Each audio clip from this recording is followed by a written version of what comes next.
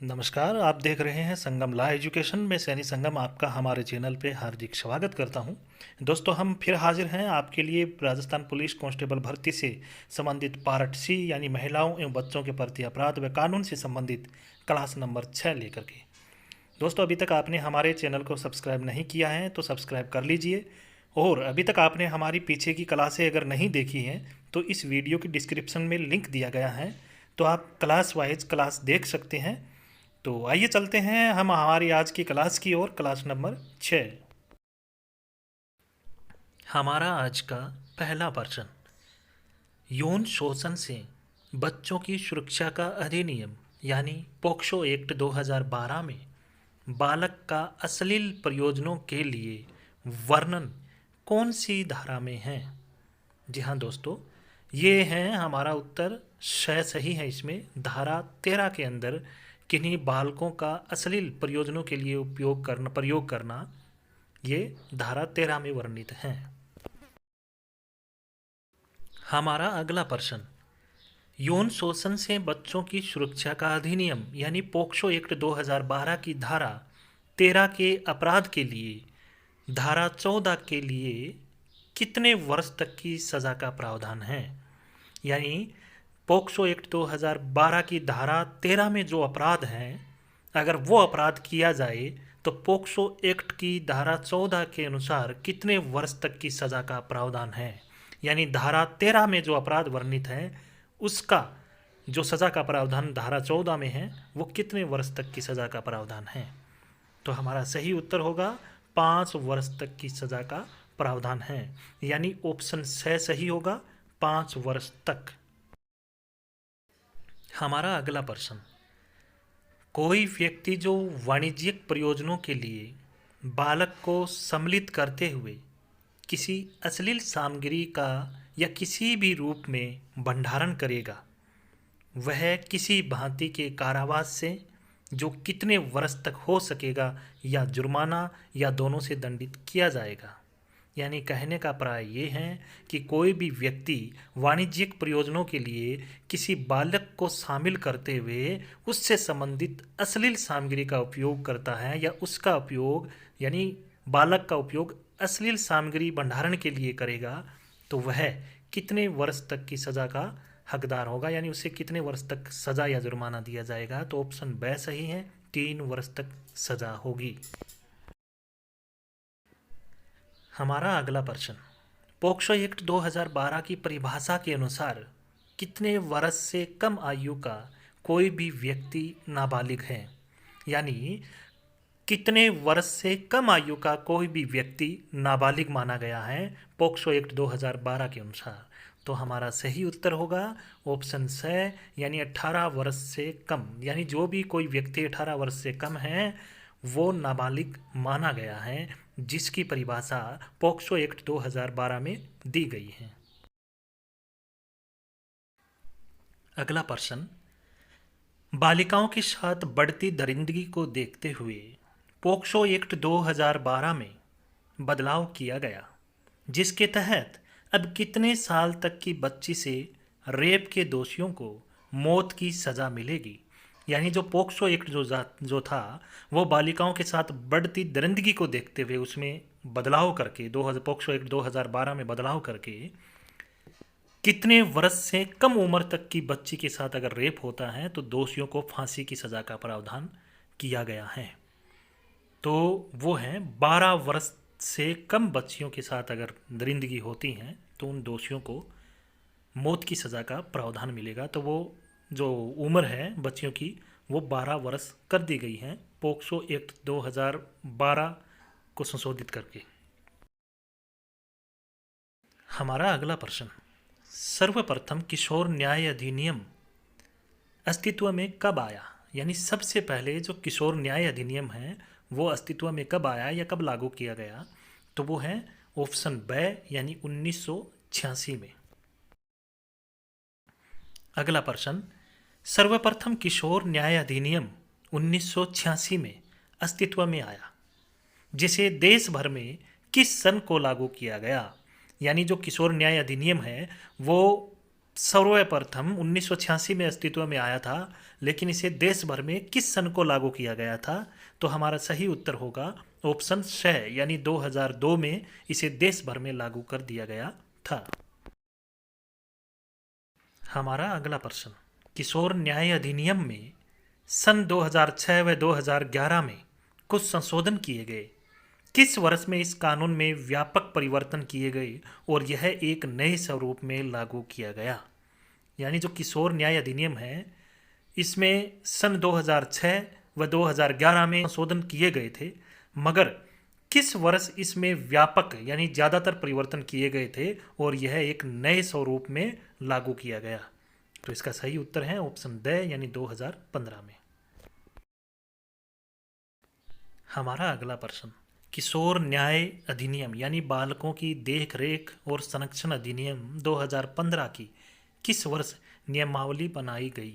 यानी जो किशोर न्याय अधिनियम 2015 है उसकी नियमावली किस वर्ष बनाई गई थी? तो इसका सही उत्तर होगा ऑप्शन सी यानी 2016 में बनाई गई थी। हमारा अगला प्रश्न, किशोर न्याय यानी बालकों की देख रेख और संरक्षण अधिनियम 2015 में कितनी धाराएं हैं? जी हाँ दोस्तों, किशोर न्याय अधिनियम 2015 में कुल कितनी धाराएं हैं? तो इसका सही उत्तर है ऑप्शन सी यानी 112 धाराएं हैं। हमारा अगला प्रश्न, किशोर न्याय यानी बालकों की देख रेख और संरक्षण अधिनियम 2015 में कुल 112 धाराएं हैं, लेकिन इसे कितने अध्यायों में विभाजित किया गया है? यानी किशोर न्याय अधिनियम 2015 को कुल कितने अध्यायों में विभाजित किया गया है, यानी इसमें कुल कितने अध्याय हैं? तो हमारा सही उत्तर है ऑप्शन ब यानी 10, यानी इसमें कुल 10 अध्याय हैं। हमारा अगला प्रश्न, SJPU क्या है? SJPU क्या है? तो हमारा सही उत्तर होगा ऑप्शन सी, SJPU प्रत्येक जिले में गठित विशेष किशोर पुलिस इकाई है। तो हमारा उत्तर हो जाएगा ऑप्शन सी। हमारा अगला प्रश्न, CWPO से क्या तात्पर्य है? यानी CWPO क्या है? तो हमारा सही उत्तर है इसमें ऑप्शन सी, प्रत्येक थाने में नियुक्त बाल कल्याण पुलिस अधिकारी, जिसे CWPO कहा जाता है। तो हमारा उत्तर सही हो जाएगा ऑप्शन सी। हमारा अगला प्रश्न, विधि का उल्लंघन करने के लिए पुलिस किसी बच्चे को निरुद्ध कर सकती है या पकड़ सकती है? यानी किस धारा के अंतर्गत, किशोर अधिनियम के किस धारा के अंतर्गत पुलिस किसी बच्चे को उल्लंघन करने पर निरुद्ध या पकड़ सकती है? तो इसका सही उत्तर होगा ऑप्शन ए यानी किशोर न्याय अधिनियम की धारा 8 के तहत उसे निरुद्ध कर सकती है या पकड़ सकती है। हमारा अगला प्रश्न, ऐसा बच्चा जो माता पिता के संरक्षण से वंचित हैं या ऐसे स्थान पर रह रहा है जहां पूरी संभावना है कि उसका शारीरिक शोषण होगा, तो बच्चे को कितने घंटे के भीतर CWC के समक्ष प्रस्तुत करना होगा? तो हमारा सही उत्तर है ऑप्शन ब यानी ऐसे बच्चे को CWC के समक्ष 24 घंटे के अंदर अंदर प्रस्तुत करना होगा। तो हमारा सही उत्तर ऑप्शन ब हो जाएगा। हमारा अगला प्रश्न, दहेज निषेध अधिनियम के अंतर्गत निकट के पुलिस थाने में शिकायत दर्ज करा सकता है? यानी दहेज निषेध अधिनियम के अंतर्गत निकट के पुलिस थाने में शिकायत कौन दर्ज करवा सकता है? ऑप्शन ए केवल उसके माता पिता, या ऑप्शन ब केवल संबंधित पक्ष, या ऑप्शन सी कोई भी व्यक्ति, या ऑप्शन ड उपरोक्त में से कोई नहीं। तो हमारा सही उत्तर हो जाएगा ऑप्शन सी कोई भी व्यक्ति यानी दहेज निषेध अधिनियम के अंतर्गत निकट के पुलिस थाने में कोई भी व्यक्ति शिकायत दर्ज करवा सकता है। महिला अपराध होने की स्थिति में महिला शिकायत दर्ज करा सकती हैं। कहने का अर्थ है कि अगर महिला के साथ कोई अपराध होता है तो उस परिस्थिति में महिला शिकायत कहाँ दर्ज करवा सकती हैं? ऑप्शन ए है देश के किसी भी थाने में, ऑप्शन बी है केवल अपने सर्कल के थाने में, ऑप्शन सी है केवल वही जहाँ की वह मूल निवास है, या फिर ऑप्शन डी उपरोक्त में से कोई नहीं। तो हमारा सही उत्तर है ऑप्शन ए, वह किसी भी थाने में यानी देश के किसी भी थाने में अपनी शिकायत दर्ज करवा सकती हैं। तो हमारा उत्तर ऑप्शन ए सही है। हमारा अगला प्रश्न, यूनियन ऑफ इंडिया बनाम इंडिपेंडेंट थॉट 11 अक्टूबर 2017 में सर्वोच्च अदालत के एक फैसले के अनुसार किसी भी व्यक्ति द्वारा किसी भी महिला के साथ उसकी मर्जी हो या न हो शारीरिक संबंध स्थापित किया जाता है, चाहे वह उसकी पत्नी ही क्यों न हो, जो खालिस्तान से कम है यानी खालिस्तान उम्र से कम है, चाहे वो विवाहित हो या अविवाहित हो, उसे बलात्कार माना जाएगा। कहने का अभिप्राय ये है कितने वर्ष की उम्र से कम महिला, चाहे वह व्यक्ति की पत्नी हो या न हो, चाहे उस महिला की सहमति हो या न हो, अगर उसके साथ शारीरिक संबंध बनाया जाता है या कहीं संभोग किया जाता है तो उसे बलात्कार माना जाएगा। तो वो उम्र कितनी है? तो हमारा सही उत्तर है ऑप्शन ए यानी 18 वर्ष। 18 वर्ष से कम उम्र की महिला के साथ शारीरिक संबंध बनाना, चाहे उसकी पत्नी हो वह, चाहे उस महिला की सहमति हो या न हो, बलात्कार माना जाएगा।